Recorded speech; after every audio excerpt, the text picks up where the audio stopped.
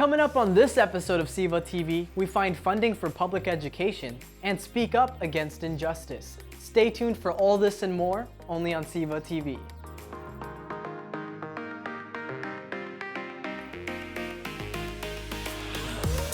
The name of the video that we turned in is Fight the Bite. My favorite part was just the experience and like just working with technology.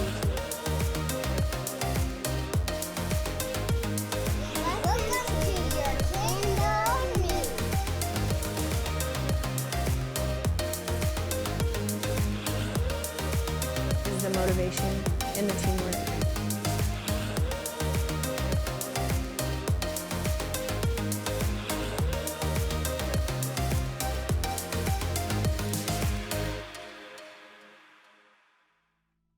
Today we give a voice to the voiceless. I would like to invite you to put all differences aside and really listen to the issues that matter to the students of our community.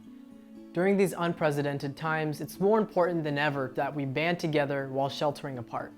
The world we know today is vastly different than it was just a few short months ago, but the issues we face are still the same. With the quick adoption of distance learning, the entire school system and curriculum is going to need to be changed, but funding for the public education system is already pretty low. First up, let's take a look at how the new budget plans may affect the school year. Schools across Oklahoma are closed today for a third day as teachers continue their strike demanding more funding for education and increased pay. If I had one additional tax dollar, one of your guys' dollars to put in education, I would put it into high-quality pre-K. Expired in June, even seeking the help of a federal mediator. They made one last-ditch effort to one of the most polarized debates in our already polarized nation. Thousands of educators from Arizona helped lead the nation walking out of their classrooms. And how much attention they're giving to education, and do you think it's enough? It's the 2019-2020 school year, which means more than 100,000 public schools will be reopening its doors to welcome kids back from summer break. However, public schools are struggling with a lack of funding and shortage in supplies. Public schools are funded largely by federal, state, and local sources. The federal government contributes about 8% to funding U.S. public schools. While state taxes make up a majority of that funding, local property taxes make up nearly half of those funds. However, this system creates large differences in funding between impoverished and wealthy communities. When the recession hit in 2008, many schools that were heavily dependent on funds from state governments were vulnerable to the effects of the recession. In response to rapidly declining property values, local courts increased tax mileage rates, which increased state revenues and local revenues from property taxes. Fast forwarding a decade later to the 2018-2019 school year, public schools received a total of $97.2 billion in funding. A major step forward in the right direction has been made since the unfortunate circumstances that swept America, allowing children and teens to broaden their education. We caught up with Assistant Superintendent of Secondary Education, Craig Murray, and questioned him on the changes the educational system has been through. I believe that we need more funding in California education.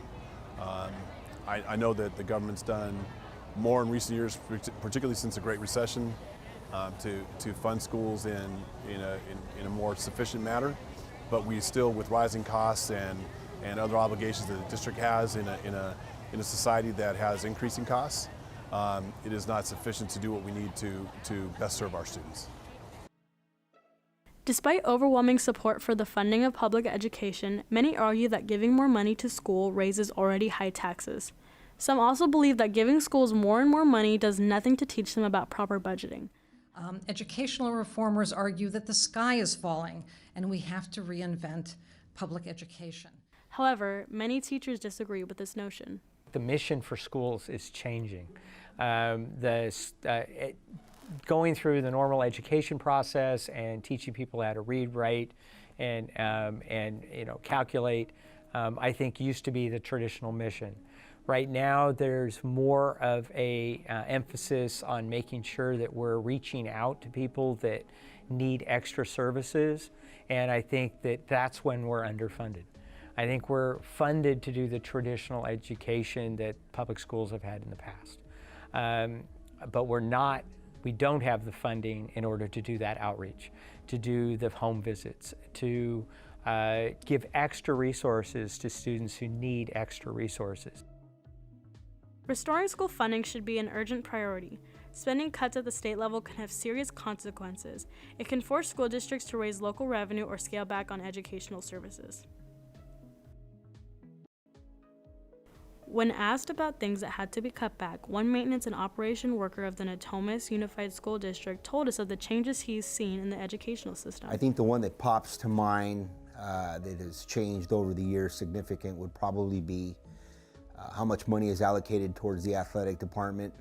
A lot of teams, whether it be football, basketball, any sports, or even band, or the arts or drama departments, are stuck having to do a lot of personal fundraisers to help either pull through the seasons and or even attend band tournaments or buy equipment. Besides funding for art programs, the money can also be spent on technology for schools. Introducing various new learning tools can have a drastic effect on children. Many students are already engaging with technology constantly outside of the classroom, so it's important that we use this to help educate as well. Education is the foundation upon which we build our future. It's imperative that we provide students, along with teachers, with the resources to educate the next generation of leaders. How many more is it going to take? How many more school shootings? How many more students killed? How many more victims do we have to lose to poorly regulated gun control? In this documentary, we hear from students who live in fear each day of going to school and not knowing if it's going to be their last. She was murdered last week. 17 seconds of silence this morning. Not a damn thing is being done in Washington, D.C. about it. Not a damn thing. 100 people a day die from gun violence. It's not about gun laws right now. That's another fight, another battle. And Gilroy was forgotten. Those who died today were children. For each victim of the Florida shooting. Many of those deaths could have been prevented. There's a gunman, there's people dead in the quad. There was a shooting at her school when a new gun law is proposed.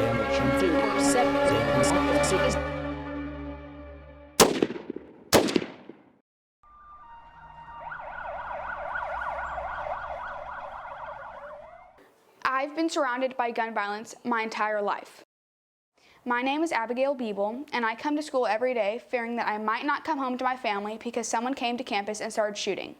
By May of 2019, there was already 15 school shootings where someone was killed or injured by a gun. Almost none were talked about in any of my classes. The complete disregard to even recognize the people that lost their lives is unacceptable. I don't think it's talked about. I think it's just expected us to know about it through our own parents, and that's not really how it should be. Especially from a student perspective, like we want to feel safe, and even though it's a controversial topic and teachers and professors aren't allowed to talk about it, I think it makes us feel more safe to know that they're aware. Maybe we don't have enough time in class, or we're too busy working on another project, but the fact that we can't even take 5 minutes out of the day to talk about an incident where children died is completely mind-boggling. We don't practice like what to do really that often. I know that we have like drills and things, but it's not as frequent as it should be, and it's not as blunt as a conversation as it should be. Every day we wake up and we watch the news and we see kids walking out of their school with their hands up. We see parents on the sidewalk crying hysterically, not knowing if their child is dead or alive.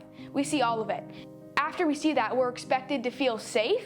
That I can guarantee you that that is the last thing that we're feeling. I think up to my junior year I felt safe, and then senior year was when all of the massive school shootings started to happen. All the public shootings began. That there weren't enough lockdown drills, and they said, oh, we'll take care of it, and nothing ever happened. And so that was why later on in my high school career I never said anything about feeling unsafe. There are children who are as young as 5 years old who are practicing hiding under their desks in their classrooms in case someone comes in and starts shooting at them. It's gonna sound horrible, but when I was in high school, especially at Del Campo alone, everybody knows that there were fire alarms at least once a week, if not more, sometimes even twice in a day. And there would be times where the fire alarm would go off and I'd be afraid that we were all gonna go out to the field, nothing was gonna happen, and someone would come out there and spray and pray. Oh, well, it's kind of not really the safest place, just out in a field so frequently, especially with all of these shootings going on. Well, at Del Campo, I mean, fire alarms are like sneezes. They happen very often, but hearing a fire alarm, like there's either one or two ways, like either it's a drill or it's like either really gonna happen, so you're either really in a fire or there's something else that's going on, and it's always kind of tense to figure out which one it is. Maybe we should come up with a solution to school shootings, that way we don't have to do these drills. These drills are something that's so normal inside our heads. I kind of wish there was a way that they could see like how active everyone is participating in these communities after the school shootings or prior to online, without completely seeing everything else that the kids are posting, because there are a lot of people that care, but the schools aren't seeing that with their own eyes. Like, schools want to make you feel safe, but they only want to make you feel safe with words. They won't do actions that will make you feel safe. I don't want children to feel like they're worrying too much or their opinions and feelings aren't valid on this topic, especially, because they are. I felt so unsafe to the point where my family and I had like a backup plan as like if something did happen, because we felt like the procedures in place at high school weren't enough. All of us are being raised in a society where school massacres and people dying are a normal thing. It's a thing that's real. Like, you need to have a plan, and people don't have plans, and then that's how people die. And then when people die, they aren't talked about, the situations aren't talked about, their lives are gone and they can't get back. Even if it's not talked about every day, it's still a thought. When you hear a fire alarm, oh God, what's gonna happen next? When you know that there's a lockdown, is this the last time that I'm going to see my family? Am I gonna make it out if you're alive today? We don't need thoughts and prayers anymore. We need actions that are going to be taken within the educational system that are going to prevent these things from happening. Like, there are not a lot of mental health resources for people, and there's also way too many resources to get guns from. So I think if politics were to focus on both of those, it would definitely create a healthier conversation than just pointing fingers at each other. Just a stricter process to have a firearm, to ensure that gun shops and firearm stores and places where you can buy ammo are farther away than they already are from school campuses. We don't need to recognize the names of the shooters. We need to recognize the teachers that jumped in front of their kids and the peers who jumped in front of their other students. We need to know those names, not the people who caused this chaos. The school's procedures are not enough, and I'm scared that they'll never be enough. We need to stop fearing the problem. We need to stop normalizing children dying. It doesn't make sense. Fix it. Should have been one school shooting, and we should have fixed it.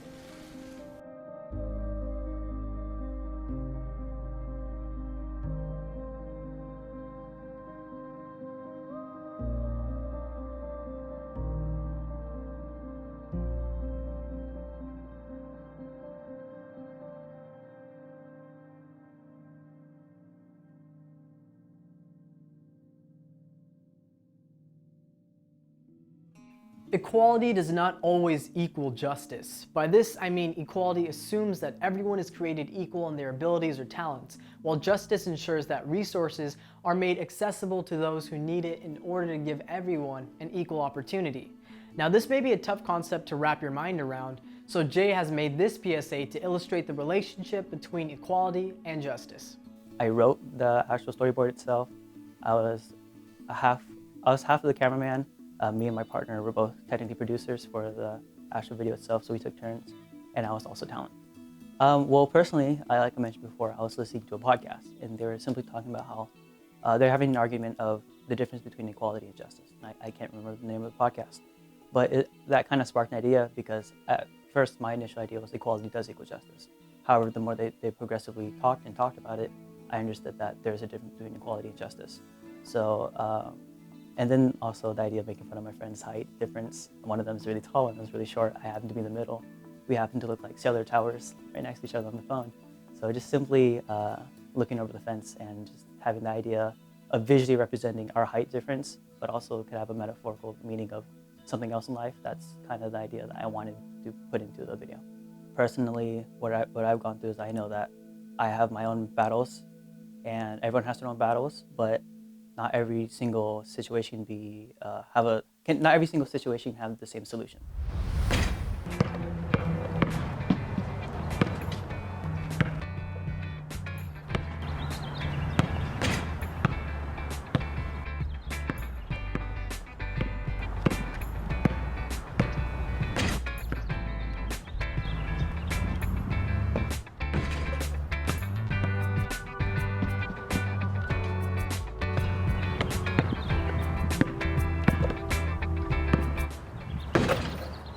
The U.S. was founded by people seeking freedom from religious persecution, and yet we still struggle with misconceptions and offensive stereotypes surrounding the religion of Islam. To shed light on this issue, Aliza will tell us what her experience has been like growing up Muslim in Sacramento.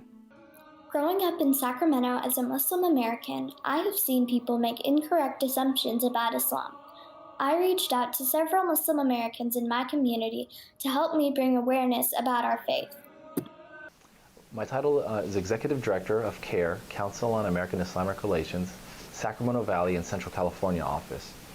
And our role is to be an advocate on behalf, not only the Muslim community. I mean, we started our roots in the Muslim community back in 1994, but now we've evolved to be a civil rights organization that serves people from every background. I am the education reporter at the Sacramento Bee, and I have been in Sacramento for almost all my life, about 30 years, and I am a pretty active member in the Muslim community. I am the senior imam here at the Nebaiot Institute, so I am the religious leader of this community. I helped start the Muslim Girl Scout organization that we have here in Sacramento many years ago. And part of the motivation around doing that is that I have a daughter, and at that time she was in kindergarten and ready to start in the daisies. Sadly, untrue stereotypes displayed throughout social media have negatively impacted Muslims for decades. So I grew up here. I moved from the Bay Area, that's where I was born, and around the time where we first moved here, I was going to Elk Grove Unified School District, and the U.S. had just started war with Iraq, the Persian Gulf War, and my family were Arab American, and that was really difficult as a really young kid. I was like in first grade, and I think I was trying to understand my dual identity of being American and being Arab and being Muslim, and not quite understanding that those things are not opposites. They could exist together. You know, Elk Grove was very different than what it is today. It wasn't as diverse as it is today. My mom at the time was not wearing hijab, and then I think when I was around in 5th grade, she started to wear hijab, and things really changed. People treated us differently. We had neighbors that stopped talking to us. I was a Girl Scout. People wouldn't open the door for me anymore. Certain neighbors that just didn't want to be our friends. And I think that was a really harsh reminder to me as a kid that not everyone likes you because you're Muslim, and some people weren't afraid to show it. So for Muslim youth, you know, the bullying that takes place, the negative coverage in the media makes young Muslims reflect on their faith, and a lot of times shy away from their faith or their identity. Some of them want to just change their names or just are become ashamed of who they are based upon this coverage. And so unfortunately we've seen, you know, an increase of depression amongst Muslim youth. We've seen young Muslims are twice the national average likely to get bullied, and especially young Muslim females, and especially ones that wear the veil, where we've seen many cases where the veils get pulled off of them at school. And especially as a Muslim growing up here, we see a lot of the reporting in the past has been in a negative light. So it's important for us to show the positive impacts our community makes. CARE, we believe in empowering the youth, and so we do a lot of school bullying work. At the same time, we run a youth leadership program at the state capitol where we help the youth understand the legislative process, to understand the media, to get to meet elected officials, and have a voice, and realize that young people also have a stake in what's happening all around us, and they have a voice and they have some great ideas. And so we bring in elected officials, they get to meet them and they get to talk about their ideas and solutions. And then we run community organizing programs where we teach young people how to organize in their communities, how to phone bank, how to canvass, and how to make sure that our community's voice is heard and how we can make a difference. I'm also appreciative of those times where things weren't that easy, because it taught me how to be resilient. It taught me to speak up for myself. I've experienced and witnessed things that happened to my parents who were immigrants to this country, and I've seen them stand up for themselves. And I think It always made me want to stand up for what is right. I am the type of person, if I saw someone being bullied, like another, an immigrant or someone, with a disability, I would speak up for them. We had a case where a young girl, 10 years old, she decides to put on the headdress. Her mom is not Muslim, her father is. She decides on her own to do it. And then she's a popular young girl at class, in school, and then all of a sudden she starts getting bullied. And it was pretty traumatic for this, young girl. So we asked her, said, we'll help you out, we'll go to the school and we'll talk to the administration about how to resolve these issues. And then we asked her, are you willing to testify? We have a school bullying bill at the state legislature, and to see if she was interested in coming to testify about her experience. So this young girl came to the state capitol. She went to the assembly committee hearing. She spoke about her experience. She had elected officials in tears, and she helped pass it out of committee. And then the same thing on the Senate side, and then eventually the governor signed the bill. What does being Muslim truly mean to our community? Islam is basically when you surrender yourself to the teaching and instructions of God. You become part of His creation, part of His universe. You do His work. You become a gear in the engine. And so commitment to the Islamic faith basically makes you in harmony with the universe around you. Whether I'm a convert or whether I was born into the religion, Islam is a religion where one is to be God conscious all the time. Muslims care deeply about social justice, fairness, treating everyone with kindness, and we hurt, we bleed, we want justice the same way that everyone else wants.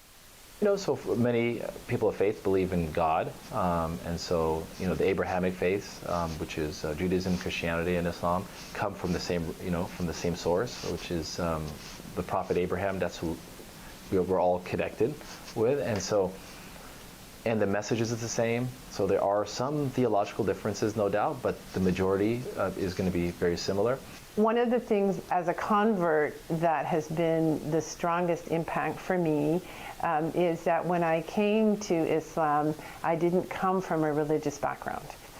So the biggest challenge for me, or the biggest change for me, was to actually have a faith in a higher being. At this time where there's so many challenges in the world, people of faith and people of every background should come together to address these challenges. I think it's really important to have representation in the media.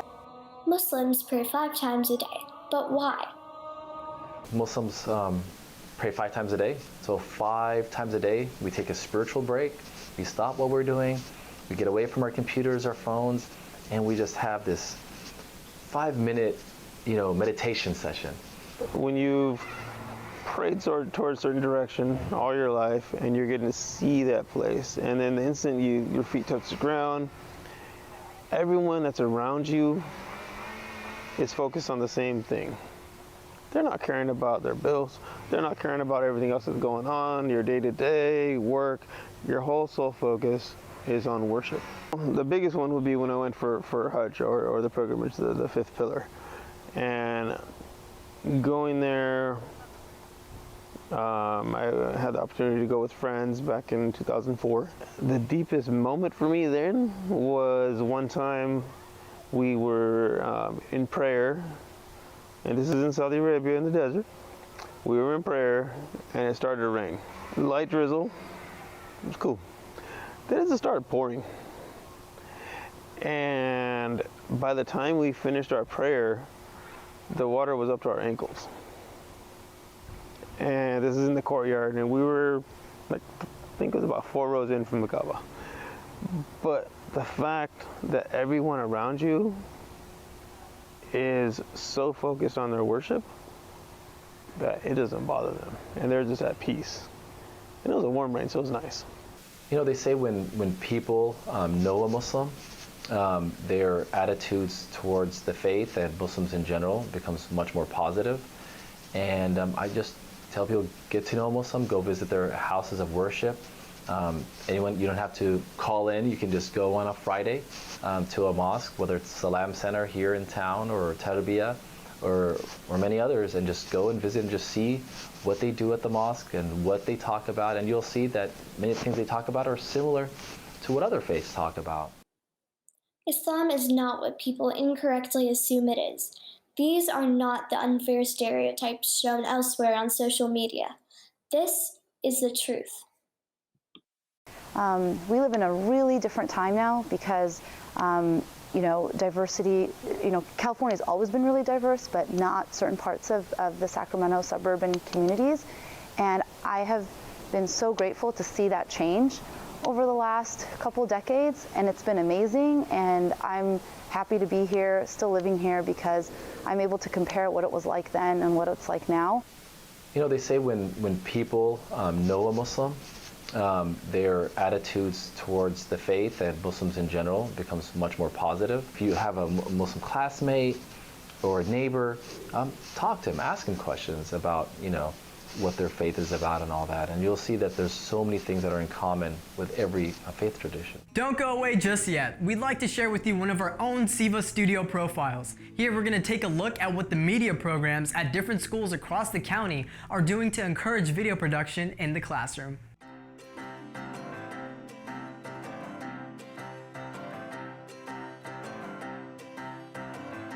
Here we go. Quiet on set, please. 3, 2, 1, action. Good morning, Bell Avenue. This is Evelyn and Hushville.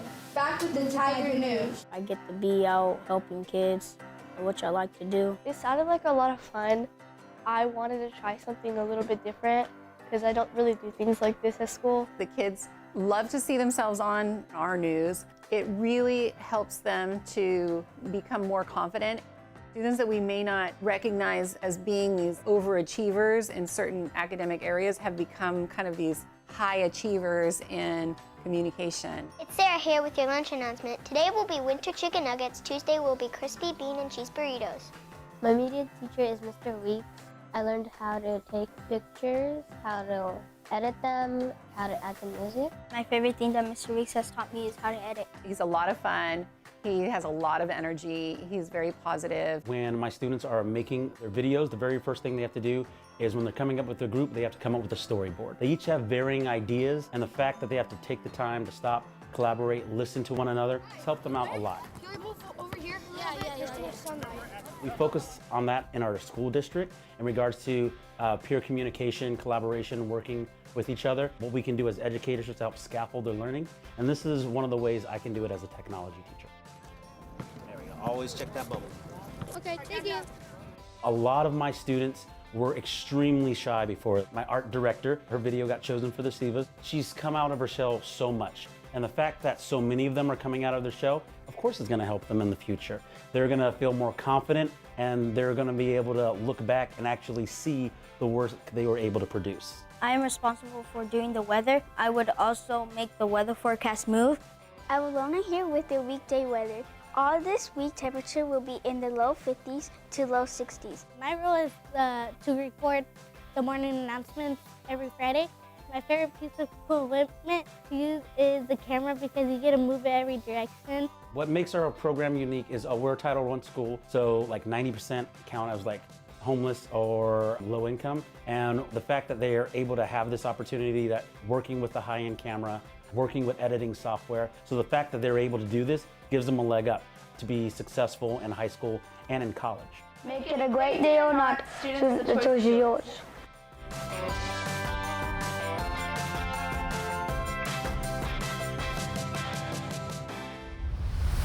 Well, that's all the time we have for today's episode of SEVA TV. Thank you for joining us, and remember, if you'd like to see more student videos or want to find out how you can enter into the SEVAs, check out our website at secctv.org. I'm Nebaiot, and thanks for watching.